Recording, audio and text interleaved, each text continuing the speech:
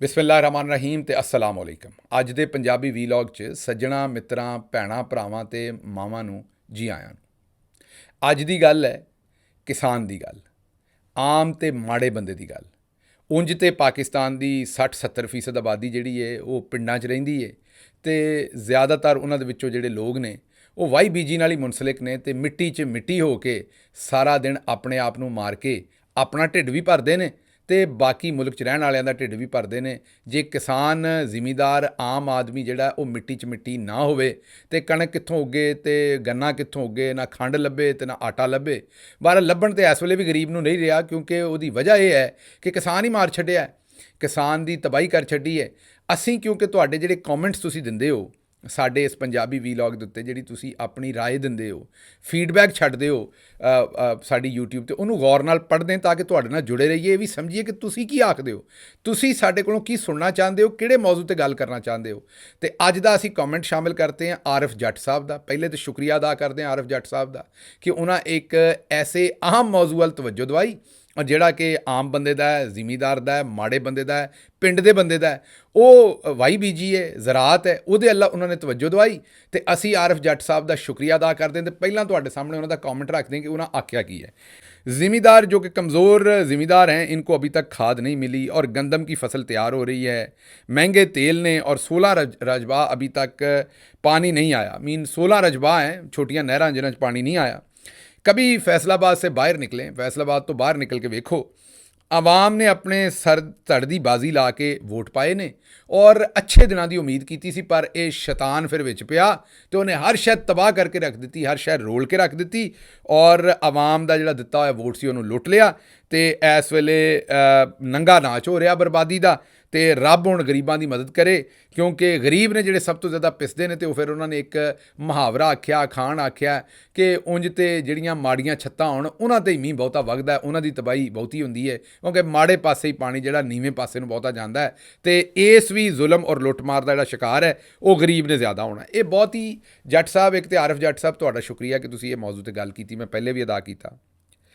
वेखो किसान जिहड़ा है ना, ਜਦੋਂ ਤੱਕ ਉਹਨੂੰ ਨਹੀਂ ਚੁੱਕਿਆ ਜਾਏਗਾ, ਉਹਦੀ ਗੱਲ ਨਹੀਂ ਕੀਤੀ ਜਾਏਗੀ, ਪਾਕਿਸਤਾਨ ਅੱਗੇ ਨਹੀਂ ਵਧੇਗਾ। ਮੈਂ ਜਿਸ ਤਰ੍ਹਾਂ ਪਹਿਲਾਂ ਵੀ ਆਖਿਆ ਵੀ 60-70% ਆਬਾਦੀ ਪਿੰਡਾਂ 'ਚ ਰਹਿੰਦੀ ਹੈ ਤੇ ਪਿੰਡਾਂ ਵਾਲੇ ਤੇ ਘੜੀਆਂ ਬਣਾ ਕੇ ਸਵਿਸ 'ਤੇ ਨਹੀਂ ਵੇਚਦੇ ਨਾ, ਉਹਨਾਂ ਦਾ ਬਹੁਤਾ ਕੰਮ ਤੇ ਵਾਈ ਬੀਜੀ ਨਾਲ ਮਿੱਟੀ 'ਚ ਮਿੱਟੀ ਰਹਿੰਦੇ ਨੇ ਸਾਰਾ ਦਿਨ।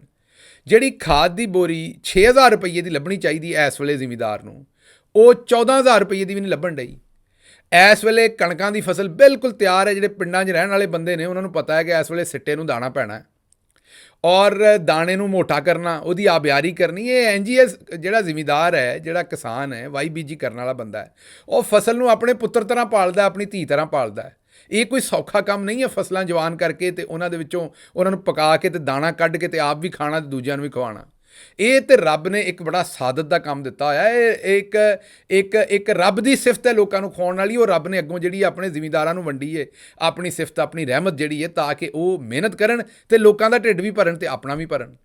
ਹੁਣ ਪਾਣੀ ਬੰਦ ਕੀਤਾ ਜੇ, ਪਿੱਛੋਂ ਪਾਣੀ ਹਿੰਦੁਸਤਾਨ ਨੇ ਬੰਦ ਕਰ ਛੱਡਿਆ। ਕੱਲ ਪਰਸੋਂ ਤੁਹਾਨੂੰ ਦੱਸਿਆ ਸੀ ਕਿ ਰਾਵੀ ਦਾ ਪਾਣੀ ਉਹਨਾਂ ਬੰਦ ਕੀਤਾ ਤੇ ਇੱਥੋਂ ਵਾਲੀਆਂ ਜੂਠਾਂ ਆਉਂਦੀਆਂ ਨੇ, ਚਲੋ ਚੰਗਾ ਰਾਵੀ ਦਾ ਜਿਹੜਾ ਵਿੱਚ ਜਿਹੜਾ ਖੁਸ਼ਕ ਹੋ ਜਾਏਗਾ ਤੇ ਉੱਥੇ ਆਰਾਮ ਨਾਲ ਕਲੋਨੀਆਂ ਕੱਟ ਕੇ ਵੇਚਾਂਗੇ, ਸਾਨੂੰ ਕੀ ਲੈਣ ਦੇਣਾ। ਇਹਨਾਂ ਦਾ ਸਾਰਾ ਫੋਕਸ ਉਹਨਾਂ 'ਤੇ ਹੁੰਦਾ।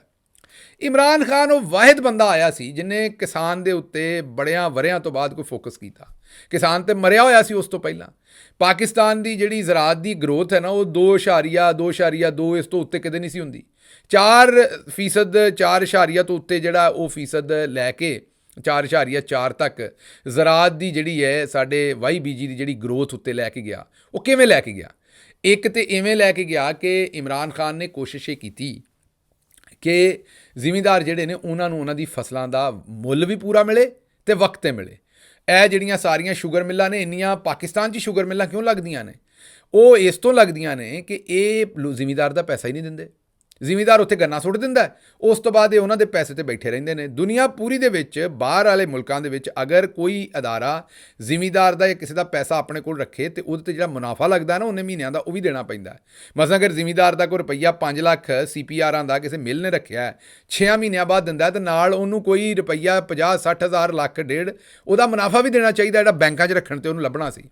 ਇੱਥੇ ਕੋਈ ਰਿਵਾਜ ਨਹੀਂ। ਇੱਥੇ ਆਪਣੇ ਹੀ ਲੱਭ ਜਾਣ ਤੇ ਪੂਰੇ ਉਹ ਵੀ ਰਿਸ਼ਵਤ ਦੇ ਕੇ ਧੱਕੇ ਧੁੱਕੇ ਖਾ ਕੇ ਪੈਸੇ ਜ਼ਿਮੀਂਦਾਰ ਆਪਣੇ ਲੱਭਦਾ। ਇਮਰਾਨ ਖਾਨ ਪਹਿਲਾ ਬੰਦਾ ਸੀ ਜਿਹਨੇ ਸ਼ੂਗਰ ਮਿੱਲਾਂ ਨੂੰ ਨੱਥ ਪਾਈ, ਇਹ ਜਿਹੜੀ ਮਾਫੀਆ ਸੀ ਸ਼ਰੀਫਾਂ ਦੀ ਤੇ ਤਰੀਨ ਸਾਹਿਬ ਤੇ ਸਾਰਿਆਂ ਦੀ ਰਲ ਕੇ ਇਹਨਾਂ ਨੂੰ ਨੱਥ ਪਾਈ, ਮੁੱਲ ਪੂਰਾ ਲੈ ਕੇ ਦਿੱਤਾ ਔਰ ਵਕਤ ਤੇ ਪੈਸੇ ਲੈ ਕੇ ਦਿੱਤੇ। ਵਾਹਿਦ ਸਾਡਾ ਸਾਲ ਸੀ ਜਾਂ 2 ਸਾਲ ਸਨ ਜਿਹਦੇ ਵਿੱਚ ਜ਼ਿਮੀਂਦਾਰਾਂ ਨੂੰ ਪੂਰੇ ਰੁਪਈਏ ਲੱਭੇ ਤੇ ਮੁੱਲ ਵੀ ਪੂਰਾ ਲੱਭਾ। ਇਹ ਜ਼ਾਹਿਰ ਹੈ ਇਮਰਾਨ ਖਾਨ ਤੋਂ ਤੰਗ ਸਨ, ਉਹਨੂੰ ਸੁੱਟਣਾ ਚਾਹੁੰਦੇ ਸਨ। ਇਹ ਤੇ ਕਦੇ ਨਹੀਂ ਸਨ ਚਾਹੁੰਦੇ ਕਿ ਉਹ ਰਵੇ। ਔਰ ਫਿਰ ਇਹਨਾਂ ਨੇ ਰਲ ਕੇ ਤੇ ਦੂਜਿਆਂ ਸਾਰਿਆਂ ਨੇ ਰਲ ਕੇ ਤੇ ਉਹਨੂੰ ਢਾਹ ਲਿਆ। ਢਾਹ ਤਾਂ ਨਹੀਂ ਸੀ ਸਕਦੇ ਇਹਨਾਂ ਨੇ। ਫਿਰ ਖੇਡ ਦੇ ਵਿੱਚ ਬੇਈਮਾਨੀ ਕੀਤੀ, ਜੋ ਵੀ ਕੀਤਾ ਉਹ ਤੁਹਾਡੇ ਸਾਹਮਣੇ। ਹੁਣ ਇੱਕ ਪਾਸੇ ਤੇ ਜ਼ਿਮੀਂਦਾਰ ਨੂੰ ਮੈਂ ਦੱਸਿਆ ਤੁਹਾਨੂੰ ਕਿ 6000 ਦੀ ਬੋਰੀ 14000 'ਚ ਲੱਭਣ ਡਈ, ਪਾਣੀ ਬੰਦ ਹੈ, ਰਾਵੀ ਬੰਦ ਹੈ, ਦੂਜੇ ਪਾਣੀ ਛੱਡੇ ਨਹੀਂ, ਪਾਣੀ ਦੀ ਕਮੀ ਹੈ। ਇੱਕ ਪਾਸੇ ਤੇ ਰੌਲਾ ਜ਼ਿਮੀਂਦਾਰਾਂ ਦੇ ਨਾਲ ਇਹ ਕੀਤਾ ਹੋਇਆ, ਦੂਜੇ ਪਾਸੇ ਇਹਨਾਂ ਮਿਹਰਬਾਨੀ ਕੀ ਕੀਤੀ ਹੈ। ਤੁਹਾਨੂੰ ਅਸੀਂ ਚੰਦ ਦਿਨ ਪਹਿਲਾਂ ਇੱਕ ਆਪਣੇ ਪੰਜਾਬੀ ਵੀਲੌਗ 'ਚ ਸ਼ਾਇਦ ਕਵਰ ਕੀਤਾ ਸੀ ਬਿਜਲੀ ਦਾ ਮੁੱਲ, ਕਿ ਹਿੰਦੁਸਤਾਨ ਦੇ ਵਿੱਚ 2 ਰੁਪਈਏ 30-40% ਜਿਹੜੀ ਹੈ ਨਾ ਉਹ ਬਿਜਲੀ ਦਾ ਯੂਨਿਟ ਹੈ। ਬੰਗਲਾਦੇਸ਼ ਦੇ ਰੁਪਈਏ ਦੇ ਵਿੱਚ 2 ਰੁਪਈਏ ਤੇ 25 ਪੈਸੇ ਦਾ ਯੂਨਿਟ ਹੈ। 2 ਰੁਪਈਏ 40 ਪੈਸੇ, 2 ਰੁਪਈਏ 25 ਪੈਸੇ। ਔਰ ਅਫਗਾਨਿਸਤਾਨ ਤੇ ਈਰਾਨ ਦੇ ਵਿੱਚ ਜਿਹੜੀ ਹੈ ਉਹ ਇੱਕ ਮੁਲਕ ਦੇ ਵਿੱਚ 8 ਰੁਪਈਏ ਦਾ ਯੂਨਿਟ ਹੈ ਤੇ ਇੱਕ ਮੁਲਕ ਦੇ ਵਿੱਚ 11 ਰੁਪਈਏ ਦਾ ਯੂਨਿਟ ਹੈ। ਮਸਲਨ ਇਸ ਪੂਰੇ ਇਲਾਕੇ ਦੇ ਵਿੱਚ ਵੱਧ ਤੋਂ ਵੱਧ ਜਿਹੜਾ ਉਹ 11 ਰੁਪਈਏ ਦਾ ਯੂਨਿਟ ਹੈ। ਤੇ ਤੁਹਾਨੂੰ ਪਤਾ ਹੈ ਕਿ ਸਾਨੂੰ ਕਿੰਨੇ ਦਾ ਯੂਨਿਟ ਲੱਭਣ ਡਿਆ ਇਸ ਵੇਲੇ ਗਰਮੀਆਂ 'ਚ ਸਪੈਸ਼ਲੀ 74 ਰੁਪਈਏ ਦਾ। 70 ਤੇ 4 74 ਰੁਪਈਏ ਦਾ ਯੂਨਿਟ। ਕਿੱਥੇ 2 ਰੁਪਈਏ, ਕਿੱਥੇ 8 ਰੁਪਈਏ, ਕਿੱਥੇ 11 ਰੁਪਈਏ ਤੇ ਕਿੱਥੇ 74 ਰੁਪਈਏ। ਔਰ ਸਾਡੀ ਇਨਕਮ ਵੀ ਉਹਨਾਂ ਸਾਰੇ ਮੁਲਕਾਂ ਤੋਂ ਘੱਟ ਜੇ ਆਮ ਬੰਦੇ ਦੀ। ਇਹ ਵੀ ਮਜ਼ੇਦਾਰ ਦੀ ਗੱਲ ਹੈ ਕਿ ਸਾਡੀ ਇਨਕਮ ਉਹਨਾਂ, ਔਰ ਇਹ ਜਿਹੜੀ ਮੈਂ ਤੁਹਾਨੂੰ ਕੀਮਤਾਂ ਦੱਸ ਰਿਹਾ ਨਾ 2 ਰੁਪਈਏ 8 ਰੁਪਈਏ 11 ਰੁਪਈਏ, ਉਹਨਾਂ ਦੀ ਕਰੰਸੀ 'ਚ ਨਹੀਂ ਦੱਸਣ ਡਿਆ। ਇਹ ਪਾਕਿਸਤਾਨ ਦੀ ਕਰੰਸੀ 'ਚ ਕਨਵਰਟ ਕਰਕੇ ਦੱਸ ਰਿਹਾ ਤਾਂ ਕਿ ਮਾਮਲਾ ਜਿਹੜਾ ਸਿੱਧਾ ਰਵੇ। ਇੱਥੇ 74 ਤੇ 2 11 ਤੇ 8। ਹੁਣ ਜ਼ਿਮੀਂਦਾਰ ਨਾ ਟਿਊਬਵੈੱਲ ਚਲਾ ਸਕਦਾ। ਫਿਰ ਤੁਸੀਂ ਆਖੋਗੇ ਜੀ ਪੀਟਰ ਇੰਜਨ ਤੇ ਚਲਾਓ, ਡੀਜ਼ਲ ਪਾਓ ਉਹਦੇ 'ਚ। ਉਹ ਡੀਜ਼ਲ ਸਸਤਾ ਹੈ। ਡੀਜ਼ਲ ਨੇ ਤਾਂ ਜਾਨ ਕੱਢ ਲਈ ਹੈ ਜ਼ਿਮੀਂਦਾਰ ਦੀ, ਉਹ ਨਾ ਡੀਜ਼ਲ ਪਾਉਣ ਜੋਗਾ ਹੈ। ਅੱਛਾ, ਹੁਣ ਸਾਡੇ ਚੌਧਰੀ ਨਿਜ਼ਾਮਦੀਨ ਨੇ ਇਹਦਾ ਕੀ ਹੱਲ ਕੱਢਿਆ? ਉਹਨੇ ਇਹ ਹੱਲ ਕੱਢਿਆ ਹੈ, ਬਜਾਏ ਇਸ ਦੇ ਕਿ ਮਾੜੇ ਜ਼ਿਮੀਂਦਾਰਾਂ ਨਾਲ ਆ ਕੇ ਚੌਧਰੀ ਨਿਜ਼ਾਮਦੀਨ ਖਲੋਂਦਾ, ਕਿਉਂਕਿ 60-70% ਲੋਕਾਂ ਦਾ ਲੈਣ ਦੇਣ ਇਹਦੇ ਨਾਲ ਹੀ ਜਿਹੜੇ ਬਾਕੀ ਸ਼ਹਿਰਾਂ 'ਚ ਨੇ ਉਹਨਾਂ ਵੀ ਹਵਾਤ ਨਹੀਂ ਖਾਣੀ। ਚੇਤਾ ਕਰੋ ਜਦੋਂ ਇਹ ਜ਼ਾਲਮ ਆਉਂਦੇ ਨੇ ਤੇ ਆਟੇ ਦੀ ਇੰਨੀ ਥੋੜ ਹੋ ਜਾਂਦੀ ਵੀ ਲਾਈਨਾਂ 'ਚ ਲੱਗ ਕੇ ਲੋਕਾਂ ਨੂੰ ਆਟਾ ਲੈਣਾ ਪੈਂਦਾ ਤੇ ਉੱਥੇ ਫਿਰ ਲੋਕਾਂ ਦੀਆਂ ਮੌਤਾਂ ਹੁੰਦੀਆਂ ਨੇ। ਚੇਤਾ ਕਰੋ, ਲਾਠੀ ਚਾਰਜ ਨਾਲ ਵੀ ਲੋਕਾਂ ਨੂੰ ਮਾਰਦੇ ਨੇ ਤੇ ਗਰਮੀ ਨਾਲ ਤੇ ਉੱਥੇ ਆਟਾ ਨਾ ਲੱਭਣ ਨਾਲ ਗਰੀਬ ਆਦਮੀ ਲਾਈਨਾਂ 'ਚ ਖਲੋਤਾ ਮਰ ਜਾਂਦਾ। ਜਿਹੜਾ ਮੁਲਕ ਵੇਖੋ ਐਡਾ ਜ਼ਰੀ ਮੁਲਕ ਹੋਵੇ, ਐਡੀ ਸੰਘਣੀ ਸਜਰੀ ਜ਼ਮੀਨ ਹੋਵੇ, ਜਿਹਦੀ ਐਡੀ ਵਗਦੀ ਜ਼ਮੀਨ ਹੋਵੇ, ਵਗਦੀਆਂ ਨਹਿਰਾਂ ਹੋਵੇ, 5 ਦਰਿਆਵਾਂ ਦੀ ਧਰਤੀ ਉਹਨੂੰ ਆਖਿਆ ਜਾਵੇ, ਸਾਵੇ ਕਮਾਦ ਤੇ ਸੰਘਣੀਆਂ ਕਣਕਾਂ ਜਿੱਥੇ ਹੋਣ, ਉੱਥੋਂ ਦੇ ਲੋਕ ਲਾਈਨਾਂ 'ਚ ਲੈ ਕੇ ਆਟਾ ਲੈਣ, ਇਹ ਹੁਕਮਰਾਨਾਂ ਵਾਸਤੇ ਡੁੱਬ ਕੇ ਮਰਨ ਦੀ ਗੱਲ ਹੈ। ਪਰ ਇਹਨਾਂ ਤੇ ਮਰਨਾ ਨਹੀਂ, ਆਵਾਮ ਨੇ ਹੀ ਮਰਨਾ ਆਖਰ ਤੇ ਉਹ ਇਮਰਾਨ ਖਾਨ ਜਿੰਨੇ ਵੇਲੇ ਦੇ ਉੱਤੇ ਫਸਲ ਦਾ ਮੁੱਲ ਤੇ ਪੂਰਾ ਮੁੱਲ, ਉਸ ਤੋਂ ਇਲਾਵਾ ਬਾਕੀ ਵੀ ਕਿਸਾਨਾਂ ਨੂੰ ਕਰਜ਼ੇ ਦੂਸਰੀਆਂ ਚੀਜ਼ਾਂ ਦੇਣ ਦੀ ਕੋਸ਼ਿਸ਼ ਕਰਕੇ ਕਿਸਾਨਾਂ ਨੂੰ ਥੋੜ੍ਹਾ ਬਹੁਤ, ਮੈਂ ਇਹ ਨਹੀਂ ਆਖਣ ਡਿਆ ਵੀ ਸਾਡੇ ਜ਼ਮਾਨੇ 'ਚ ਦੁੱਧ ਔਰ ਜਿਹੜੀਆਂ ਨਾ ਉਹ ਸ਼ਹਿਦ ਦੀਆਂ ਨਹਿਰਾਂ ਵਹਿ, ਪਰ ਥੋੜ੍ਹਾ ਜਿਹਾ ਕੋ ਆਸਰਾ ਕੀਤਾ ਸੀ ਆਪਣੇ ਭਰਾਵਾਂ ਨਾਲ। ਹਜੇ ਸ਼ੁਰੂ ਹੀ ਹੋਇਆ ਸੀ। ਇਮਰਾਨ ਖਾਨ ਕੋਲ ਹੋਰ ਰੁਪਈਏ ਆਉਂਦੇ, ਹੋਰ ਥੋੜ੍ਹਾ ਜਿਹਾ ਸਾਹ ਸੌਖਾ ਹੁੰਦਾ ਤੇ ਉਹਨੇ ਜ਼ਿਮੀਂਦਾਰ ਦੀ ਮਦਦ ਕਰਨੀ ਸੀ। ਪਰ ਉਹਨੇ ਥੋੜ੍ਹਾ ਜਿਹਾ ਹੱਥ ਪੱਲਾ ਪਵਾਇਆ ਤੇ ਜ਼ਿਮੀਂਦਾਰ ਉੱਠ ਕੇ ਖਲੋ ਗਿਆ। ਵੇਖੋ, ਜ਼ਿਮੀਂਦਾਰ ਜਿਹੜਾ ਹੈ ਨਾ ਉਹ ਕੋ ਅਪਾਹਜ ਨਹੀਂ ਹੈਗਾ, ਉਹ ਕਿਸੇ ਦੀ ਮਦਦ ਨਹੀਂ ਮੰਗਦਾ, ਸਿਰਫ ਆਪਣਾ ਹੱਕ ਮੰਗਦਾ। ਤੁਸੀਂ ਉਹਦੇ ਨਾਲ ਉਹਨੂੰ ਵਕਤ ਤੇ ਉਹਦੀ ਫਸਲ ਦਾ ਮੁੱਲ ਦੇ ਦਿਓ, ਪੂਰਾ ਮੁੱਲ ਦੇ ਦਿਓ, ਜਿਹੜਾ ਕਾਨੂੰਨ ਵੀ ਕਹਿੰਦਾ ਹੈ, ਜਿਹੜਾ ਇਨਸਾਫ ਵੀ ਕਹਿੰਦਾ ਹੈ, ਜਿਹੜਾ ਸਾਡਾ ਮਜ਼ਹਬ ਵੀ ਕਹਿੰਦਾ ਹੈ, ਤੇ ਜ਼ਿਮੀਂਦਾਰ ਆਪਣੇ ਪੈਰਾਂ ਤੇ ਖਲੋ ਜਾਂਦਾ। ਉਹਨੂੰ ਤੁਹਾਡੀ ਕੋਈ ਸਬਸਿਡੀ ਨਹੀਂ ਚਾਹੀਦੀ, ਉਹਨੂੰ ਸਿਰਫ ਮੁੱਲ ਵੇਲੇ ਤੇ ਔਰ ਪੂਰਾ ਮੁੱਲ ਦੇ ਦਿਓ ਤੇ ਉਹ ਬਾਲੇ ਕੱਢ ਕੇ ਰੱਖ ਦੇਗਾ ਹਰ ਸ਼ਾਇਦ ਦੇ। ਤੇ ਬਹਰਹਾਲ ਹੁਣ ਬਜਾਏ ਅਸੀਂ ਇਹ ਕਰਨ ਦੀ ਕਿ ਆਪਣੇ ਜ਼ਿਮੀਂਦਾਰ ਦੇ ਨਾਲ ਖਲੋਈਏ, ਅਸੀਂ ਨਵਾਂ ਕੰਮ ਸ਼ੁਰੂ ਕਰ ਲਿਆ। ਸਾਡੇ ਮਿਲਟਰੀ ਸਟੈਬਲਿਸ਼ਮੈਂਟ ਨੇ, ਸਾਡੀ ਫੌਜ ਨੇ, ਉਹਨਾਂ ਕੀ ਕੀਤਾ? ਉਹਨਾਂ ਜਨਾਬ ਜਿਹੜੀ ਉਧਰ ਬਹਾਵਲ ਨਗਰ ਵਾਲ ਤੇ ਉੱਤੇ ਜਿੰਨੀ ਜ਼ਮੀਨ ਪਈ, ਉਹਨਾਂ ਕਿਹਾ ਜੀ ਇਹ ਜ਼ਮੀਨ ਨਹੀਂ ਵਗਦੀ, ਇਹ ਵੱਡੀਆਂ ਵੱਡੀਆਂ ਕੰਪਨੀਆਂ ਨੂੰ ਦੇਣੇ, ਬਜਾਏ 5-5 ਕਿੱਲੇ ਛੋਟੇ ਜ਼ਿਮੀਂਦਾਰ ਨੂੰ ਦਿੰਦੇ, ਨਾਲ ਉਹਨੂੰ ਟਰੈਕਟਰ ਦਿੰਦੇ, ਨਾਲ ਉਹਨੂੰ ਵਾਹੀ ਬੀਜੀ ਕਰਨ ਦਾ ਤਰੀਕਾ। ਤੇ ਨਾ ਸਿਰਫ ਉੱਥੇ ਜ਼ਮੀਨ ਆਬਾਦ ਹੁੰਦੀ, ਬਲਕਿ ਉੱਥੇ ਲੋਕਾਂ ਨੂੰ ਰੋਜ਼ਗਾਰ ਮਿਲਦਾ। ਇਹ ਜਿਹੜੇ ਇੰਨੀ ਆਵਾਮ ਸਾਡੀ ਬੇਰੁਜ਼ਗਾਰ ਫਿਰਦੀ, ਇਹਨਾਂ ਦਾ ਕੋਈ ਕੰਮ ਹੁੰਦਾ। ਉਹਨਾਂ ਵੱਡੀਆਂ ਵੱਡੀਆਂ ਕਾਰਪੋਰੇਟ ਫਰਮਾਂ ਨੂੰ 20-20, 25-25, 30-30 ਹਜ਼ਾਰ ਮੁਰੱਬਾ ਜ਼ਮੀਨ ਦਾ, ਹਾਂਜੀ ਇਹ ਤੁਹਾਨੂੰ ਸ਼ੁਗਰ ਲੱਗ ਰਿਹਾ ਹੋਏਗਾ, 20-20, 30-30 ਹਜ਼ਾਰ ਏਕੜ ਜਾਂ ਮੁਰੱਬਾ ਜਿਹੜਾ ਉਹ ਜ਼ਮੀਨਾਂ ਦਾ ਉੱਥੇ ਦੇ ਛੜਿਆ। ਕਿਸੇ ਨੂੰ 20,000 ਏਕੜ ਦਿੱਤੀ, ਕਿਸੇ ਨੂੰ 20-20 ਹਜ਼ਾਰ ਮੁਰੱਬਾ ਵੀ ਦੇ ਛੜਿਆ, ਉੱਥੇ ਉਹ ਜ਼ਮੀਨ ਦੇ ਛੜੀ ਹੈ। ਉਹ ਹੁਣ ਬਾਹਰੋਂ ਵੱਡੀਆਂ ਵੱਡੀਆਂ ਮਸ਼ੀਨਾਂ ਇੰਪੋਰਟ ਕਰਨਗੇ।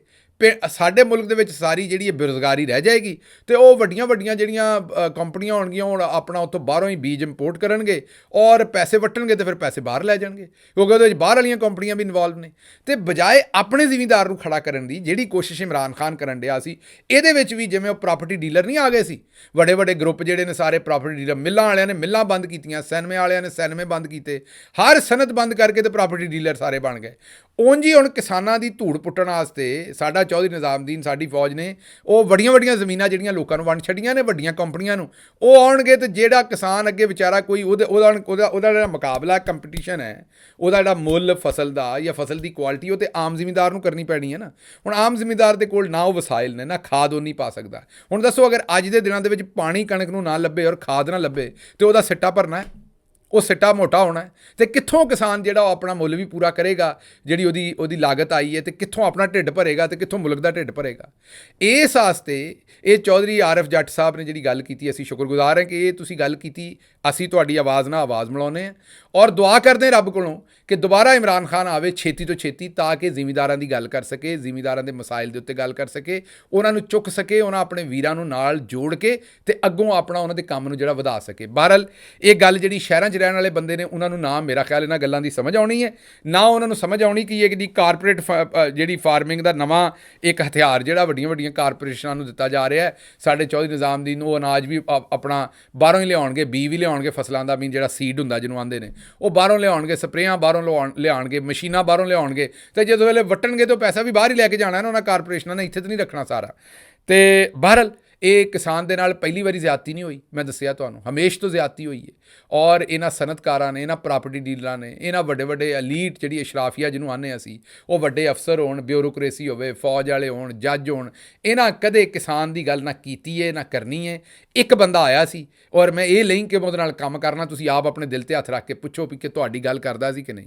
ਇੱਕ ਬੰਦਾ ਆਇਆ ਸੀ ਜਿਹੜਾ ਤੁਹਾਡੀ ਗੱਲ ਕਰਦਾ ਸੀ, ਆਂਦਾ ਸੀ ਟਰੈਕਟਰਾਂ ਦੇ ਉੱਤੇ ਜਿਹੜਾ ਉਹ ਟੈਕਸ ਖਤਮ ਕਰੋ, ਉਹ ਆਂਦਾ ਸੀ ਮੁੱਲ ਟਾਈਮ ਦੇ ਉੱਤੇ ਦਿਓ, ਉਹ ਆਂਦਾ ਸੀ ਕਿਸਾਨ ਦੀ ਕਿਸੇ ਤਰੀਕੇ ਨਾਲ ਮਦਦ ਕਰੋ, ਤੇ ਉਹਦਾ ਇਹਨਾਂ ਬਾਲਾ ਕੱਢ ਦਿੱਤਾ। ਮੈਨੂੰ ਹੁਣ ਇਜਾਜ਼ਤ ਦਿਓ ਤੇ ਇਸ ਚੈਨਲ ਨੂੰ ਸਬਸਕ੍ਰਾਈਬ ਕਰੋ ਤੇ ਵੀਲੌਗ ਅੱਗੇ ਵੀ ਸ਼ੇਅਰ ਕਰੋ। ਰੱਬ ਰਾਖਾ।